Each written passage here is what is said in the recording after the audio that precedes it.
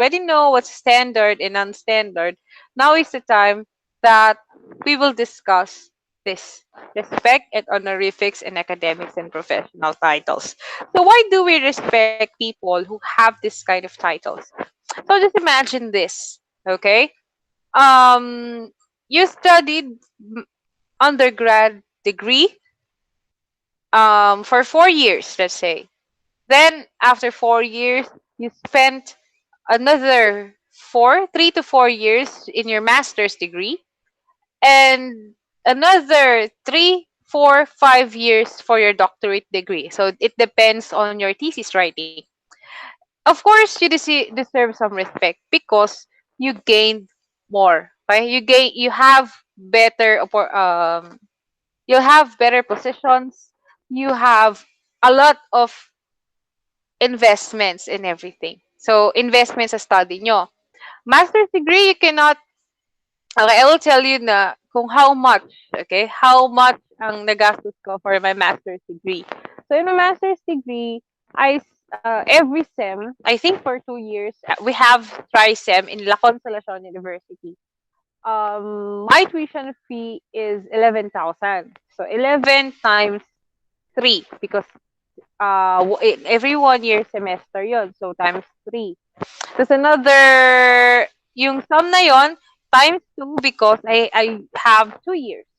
So after that, after no 11,000 na yon, after nun, nagkaroon kami ng comprehension exam. So there's another additional fee. After that, we have the title defense, which is free in La Consolacion University. Then afterwards, we have proposal defense, which is during that time, 2019. So last year is 6,000. Just the proposal defense. After the proposal defense, we have the final defense, which is I think around 13,000. So before you proceed with with your final defense, you need to pay something. Aside from the 13,000 that was given to you, you also need to pay 5,000 for the grammar edit, another 3,500 grammar and editing and plagiarism scan. We also need to pay another 5,000 to statistician. So aside from those payments, you need to photocopy a lot of materials. You invested with different in master's degree, you are required to have at least 50 related literatures. And aside from that, of course the photocopy, balik tayo, photocopy, and of course because you will ask other people. The good thing about online is that you don't need to go to different places. You don't need to print a lot of things. You just need to use the Google form. So ngayon, yung sa amin, so before, we go to different people. We ask, ma'am, I will conduct study, and this study is blah, blah, blah, blah, blah, blah, blah, blah, blah. And you will give gifts. You will always give gifts. Why? Makikisama ka, hindi naman nila. Um, they don't need to do that for you. So you pakikisama, you will give gift. You will also give payments to your advisor, 5,000 pesos in La Consolacion. Aside from that, you will also give gift. You will give gift to the panel. You will give food allowances and sort of. So you have a lot of gastos. And aside from that, you will repeat those process in your doctorate degree. So now in Bulacan State University, I think before kasi Lako ako, so I transferred to Bulacan State University. I think 9,000 is their tuition fee. So same process. So as you can see, when they studied, they spent hundreds of thousands for that. And that is only for schools in Bulacan. What more if you will go to different schools? Some of you, I know you would like to go to PNU or Philippine Normal University, La Salle, USTE, and the rest. Okay, so you'll have lots of schools to choose from. So now, the list, and because they are higher when it comes to qualification, when it comes to educational background, higher sila sa atin. Of course, they deserve respect and honorifics. we will give respect to them because they earned it. Hindi naman yan pera-pera lang. Also, some says there are diploma mills, but still, they took a lot of time, they took a lot of effort. Tsaka my dear students, in master's degree, every subject, a research output is required. So, imagine, so per subject nyo, you are required to have a proposal yun. So, imagine, every sem, we have three subjects, may tatlo kang proposal. So, napakadami mong binasa so that you could submit it to your teacher.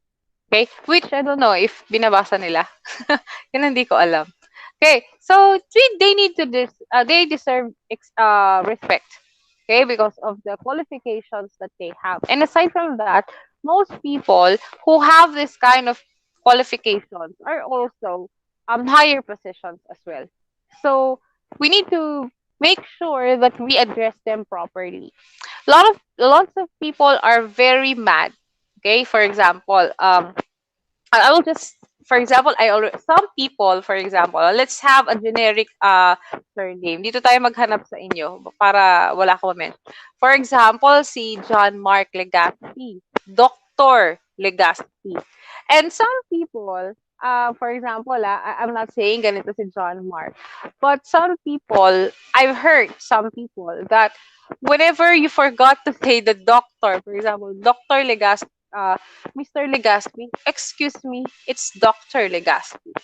Yung mga ganon. So, you really need to know how to address them properly because some of them are very mad if ever you forgot to address them in doctorate degree. So, you need to make sure everything. And for that, to know that, of course, we will study this lesson. This lesson is for that cases. So honorific is courtesy titles that are used in spoken and written language to communicate honor or respect for position or rank when addressing or referring to a person. Um, the usage of honorifics differs from person to person. So it could be for offices, institutions such as college or university and cultures. Objectives of this is to recognize the essential functions of honorifics in spoken and written communication, identify the kind of expression that shows respect and honorifics, and use appropriate honorifics according to the context of the situation. So we all know that the US form and British form, which are considered the most common models used around the world for address in English, describe respect in honorifics in the following usage. So it depends on the relation. Okay.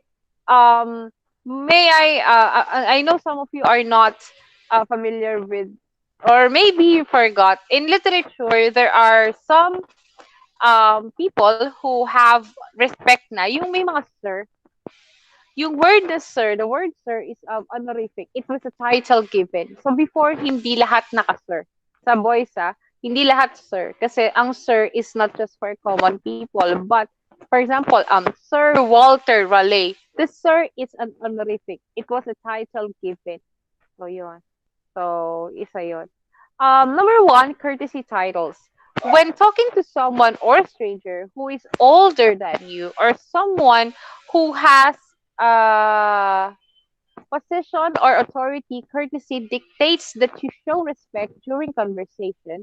A way to do is to use Miss, Mrs., Miss, Madam, Ma'am, in English, Ma'am, Mr., and Sir. My dear students, you will be I want you to be familiar. I want you to be open. I don't know kasi if, for example, all of you came from private or public school. In public school, usually it's ma'am. But in private school, it's miss. For you address your teacher with miss. I have this kind of problem before when I transferred from Holy Spirit Academy of Malolos to BSU Laboratory High School because I told my teacher, Miss. Kasi in Holy, you will address your teacher for Miss for single and Mrs. for and I was my teacher was mad at me and said, Miss, ano ka, kanto? Ginanon niya ako. So, I think you really need to make sure kung ano yung ginagamit in that place. Because um, sometimes some people are very particular with that. And also, I have another story as well. When I was, siyempre nga, galing ako sa Holy, I don't know how to address that PSU uses ma'am for this. I was looking for my mother. Elementary student ako noon, so galing ako sa taekwondo. I asked a student of hers, I asked, good morning po, saan ko po makikita si Mrs. Lloyda Crespo? So I told my mother's name, of course. Sabi ng estudyante niya, Ma'am Lloyda. Sabi niya gano'n. Nandun siya. Tinarayan ako. So, I was shocked kasi that is how we address it in Holy Spirit. But, bakit ganon? What with the cold treatment? So, sabi nung kasama niya na lalaki, sabi niya, huy, paano kung anak ni ma'am yun? And then, sabing ganon. So, nung yun nga, dahil nga anak ako, sabi ng babae, ay, ma'am, anak niyo po pala yan. Ang ganda. Ayun. Sabi ko, kaka. So, that's the reason why I don't usually believe people about those kind of things. Okay? Sometimes they're just being respectful for that kind of things. So, based on my two stories, based on my examples, hindi ko sinabi yun dahil gusto ko lang magkwento, but rather, be sure, especially professionals kayo, to know how people address other people. How do people address strangers in that community so that no one will be offended. Kasi sa inyo, ano na kayo you will soon, okay? Soon to be teachers. So, yun aso. So, soon to be teachers na kayo. So, we'll never know whenever you will go to different universities, tapos baka tarayan nila kayo and they'll be offended. So, madam is commonly used with the name of an office to address a woman who is the office holder. So, madam is only used for Madam President. So, Madam President Gascon, Madam Chair, Madam Senator, and the like. So, we won't use ma'am for them, but madam, because they are the office holder. Okay? Ma'am or ma'am for some people, kasi yun daw ang tama, ma'am. It's AE sound, eh. So, ma'am. Abbreviation for madam is often used to address a teacher or is used as a polite response to something an older woman has said, and it can be used without a name. Ma'am, you forgot something. Okay, yon. In addition to elder people and those with positions or authority, you will also need to use titles at times for children whose parent has a position or authority or is someone you respect. For example, a young man to a boy or young man. Okay, di ba? If ever you're watching some Korean novela, so my favorite is Meet Your Garden, luma na, no? Di ba ang tawag nila young master? Okay? Because he is the son of the head of the house. So, young lady. Okay? So, a younger in place of name when you are speaking directly to him or her. So, time will come. Of course, okay, so maybe if, for example, we're talking to, hindi naman na kasi uso yan. Wala na, that unless siguro maging part kayo ng household, like, you'll be one of the batch, ay, mga ganon, you could do that. But I think if you will become a teacher, the only thing that you will use young master and young lady is when you talk to the president of the Philippines. Kasi we will address them that way. For example, the daughter of President Duterte, you will informal yung formal, for example, you meet in the palace. Okay, you will, young lady, okay, Miss, pwedeng gano'n yun, si Kitty Duterte, you will address her to that because his father is the president of the Philippines and you're not friends with Kitty Duterte, and also you are in the palace. Okay, so example, what's your name, young man? Okay, it is also polite to use this one. And I think we could put this in our culture so that bata pa lang sila, they could know that respect is very important and courtesy. MX is a gender neutral honorific used as a title for those who simply do not want to be identified by gender. So I know this might not be familiar because actually in my experience I haven't tried this one because I usually use the slash, Mr. or Mrs. So some people they prefer this one. So be sure then if the company that you are or the school that you're applying would use this one. A next one is academic and professional titles. These types of honorifics are typically used as a style in the grammatical third person and as a form of address in the second person. English language ethicists and language purists maintain the following respect and honorifics in using academic and professional titles. So, for example, doctor, if someone holds a doctoral degree as PhD or sa philosophy, education, for educational management, and for medical practitioners, dentists, and veterinary surgeons who do not normally hold doctoral degrees. Doctor plus name is conversational form. It is also both officially and socially in letter salutation. So sometimes, in when it comes to letter, usually the correct way is to put you will not put doctor, but rather, dun sa name nila, dun nakalagay na PhD, EDD. So, dun nakalagay usually, okay, when it comes to letter. But if you will address them, you will use doctor like that. So, for example, our dean, Dr. Abbott, um, even if, of course, the formal way is Dr. Valenzuela, okay? Na not the Dr. Abbott. But socially, pumapayag siya nun. And if ever, for example, that um, this is uh, this is how he wants to be addressed, well, it's fine. But of course, you will use the surname, the doctor plus the surname. For example, Dr. San Andres, our EVP, Dr. Gascon, our president, and so on and so on. Okay? Professor, not all prof in college are professors. Professor is for a person who holds the academic rank of professor in a university. So not all professors are in college are holding prof. Okay? So kaya that's also the reason why, for example, ma'am, bakit po ang tawag namin kay Sir ganto ay Prof?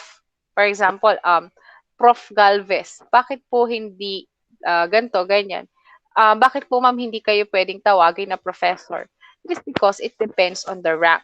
Now, may ranking kasi in every university. We will start. I don't know the ranking, but there are professor 1, 2, 3, 4, 5, and there's only one university professor. Yung may mga ganun sila. Yun, pag nag-university professor kayo, sobrang laki ng sahod nyo. I think nasa 100,000. But before you have that kind of salary, ang dami nyo ring uubusing pera. Like seminars, book published, and sort of, and sort of. So, in our university, our EVP or Executive Vice President is the university professor. So he is Dr. Teodi San Andres. And we only have one EVP for every college. So this is the highest rank, highest position siya. Before last year, last time, it's Dr. It's another one. Kaya lang pag nag-retire siya, usually kasi yun, makukuha mo yung university prof pag malapit ka na mag-retire. Kasi ngayon, it's a ranking eh. That's ranking. So, at saka isa lang ang pwedeng maging university professor sa isang college. Or I think there's some certain years. Next is a retired professor or professor emerita, emeritus. Is someone retired with an honorary title from an office or position in a university. So if the professor holds for doctorate and has the personal rank of doctor, still ganun pa rin ang gagamitin sa kanya. So hindi siya nawawala kasi pinag-aralan niya yan. So for example, this one, Dr. Maria Lourdes Bautista, Professor Emerita, Dr. Noberto, um, Professor Emeritus, pero same pa din naman. Okay? So you will still use that one. But if you will put letters, you could put this one. But I think the doctor itself is just the same. Maybe preferred na lang ng tao. So next, graded ranks. Ayan na yung isa, yung professor. Such as associate professor, assistant professor, and the like, all can be addressed as courtesy as professor, like Professor Nanquin in conversation. So, professor din ang tawag sa kanila kasi nandun na sila. Meron pa kasi siya na instructor 1, instructor 2, instructor 3. May mga ganun-ganun pa siya. So, pataas ng pataas yung ranking niya. PhD and EDD are most nominal abbreviations used in writing. Kasi most of us, especially in education, ito lang naman yung mapupuntahan natin. So, they're also used in an official nameplate such as, for example, you will be asked to make a plate, yung plate yung ganon. So, Luisito Nanquil, PhD, however, they're not used in social correspondence such as wedding invitation or wedding sponsors. But don't worry, if for example, time will come, your students, minsan kinagamit siya eh. Minsan yung estudyante, they will still use ng doctor, ganon, engineer, architect, mga ganon. Kasama siya sa nilalagay. So, which is also nice. Although it's not required, but if the celebrant wants to include that, they will include that as well. Also, religious activities, athletic competitions, thank you card, PTA meetings, and any activity that has nothing to do with the professional title or educational attainment. But again, if the pag mga wedding or social events, pwede naman, depende po yan dun sa it depends on the person. Wait lang, I'll show you my mom's. Wait lang po. I forgot. Wait lang.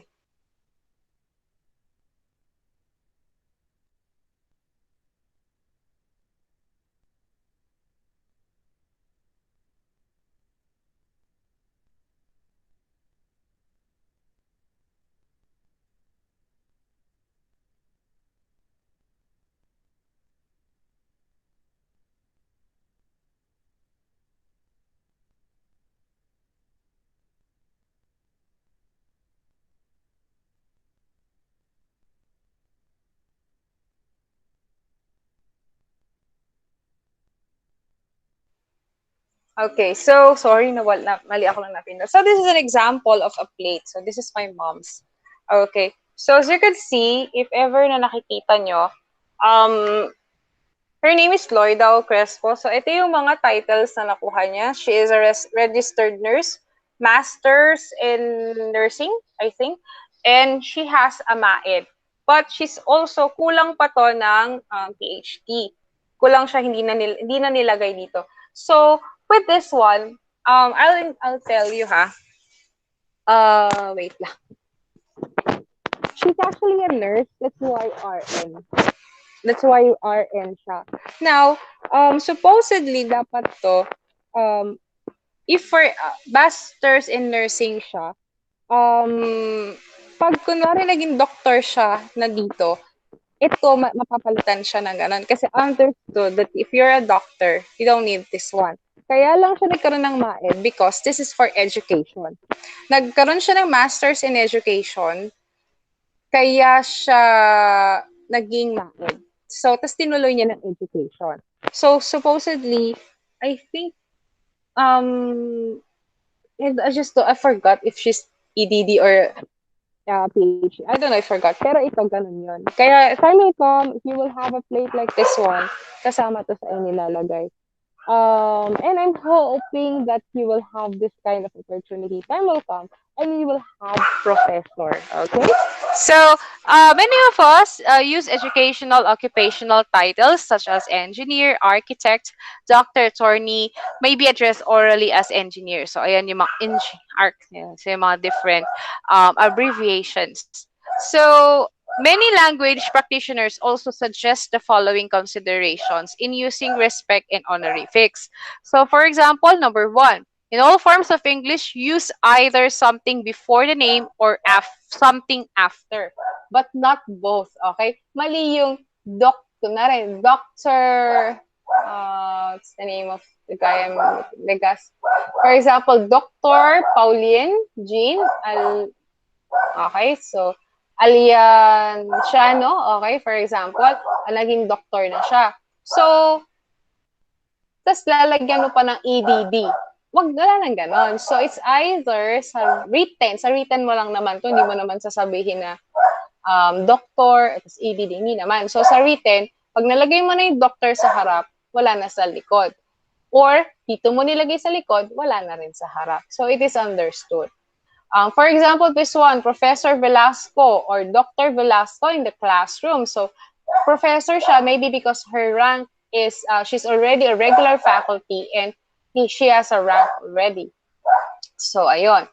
Number 2 is choose one that is relevant or is the preference of the bearer. So, you could ask them. Especially, for example, you will be tasked to have an address, a speech, or for example, you will introduce them. So you could ask them, sir, what do you want to be called? What do you want to be called, mayor, or do you want to be called a doctor? So I think I saw some people na professors.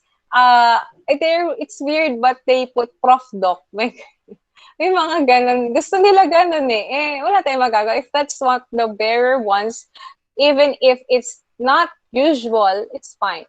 I think Attorney Mayor, Attorney Christian Natividad, most of the time, suppose na I think he prefers attorney.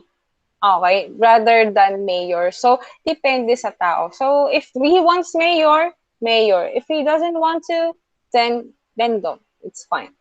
Number 3, many styles books recommend not using periods with courtesy titles such as Miss. Ayan, totoo yan. Mr. and Mrs. But we are used to putting that. But now, hindi na. In academic titles such as BS Ed, BSE, MAE, and the like. So, depende sa reference. So, that's the reason why sometimes some of your professor will say, you don't need to put this or put this. So, depende. They might have different references. But, if you will put ... you should be consistent.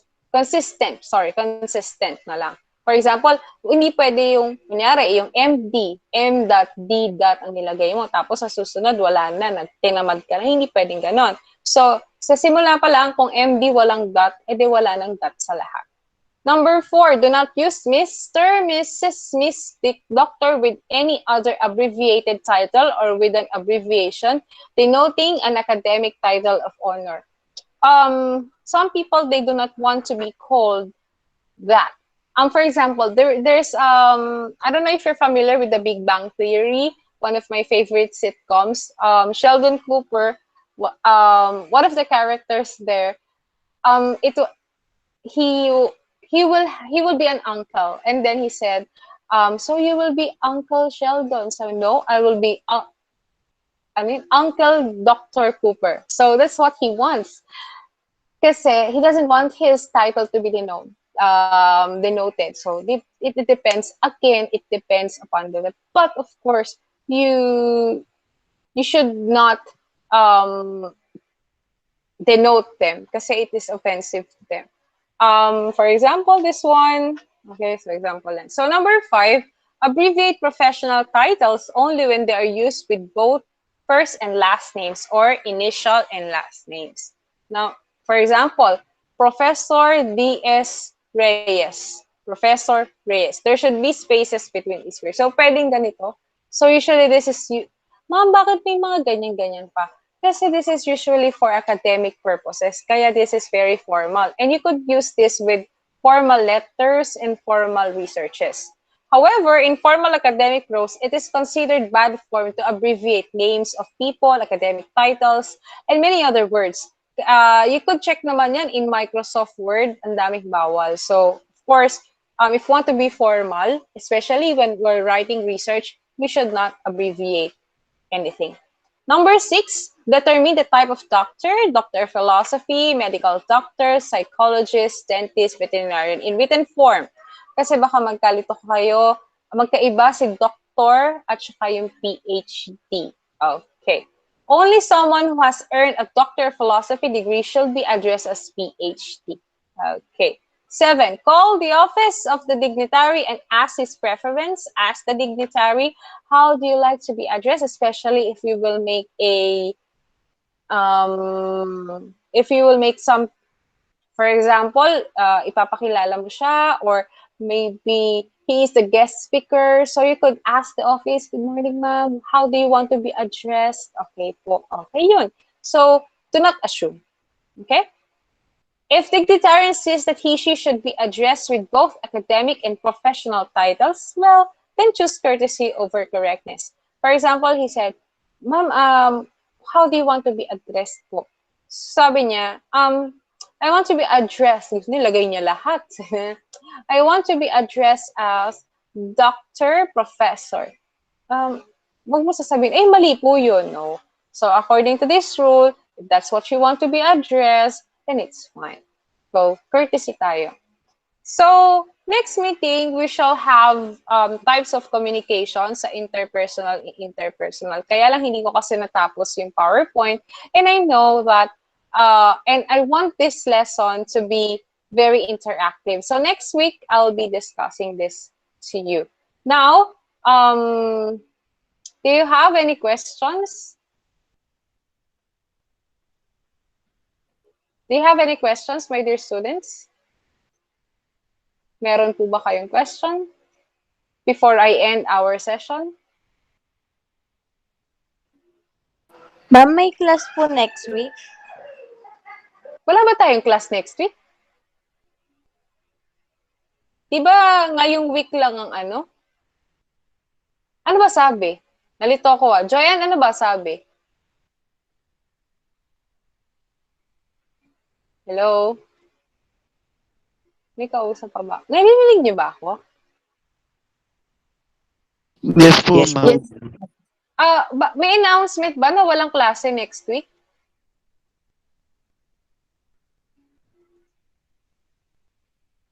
May announcement po ba? Naririnig po. Okay, thank you, Marie. Do we have an announcement that we don't have class next week? May I ask? May klase Ay, sorry. po, ma'am. Wala May naman klase. po, ma'am. May class po. Hindi po sure. Kasi 'di May ba klase po. ngayong hanggang Wednesday kayo, 'di ba? Hanggang Wednesday lang ang tawag dito. Hanggang Wednesday tas half day. But after nun, diretso na klase ng Wednesday, Thursday, Friday, Saturday, Sunday. Yun lang naman ang Holy Week. Tapos balik agad tayo sa may klase. Tama po ba? Based dun sa Apo, ma'am. announcement. Oh, yun. Opo. So, April 5 po. April 5. So we will have a class next week. And next week, actually, it is expected that you will be active. Baka kasi tinatanong mo ay, ma'am,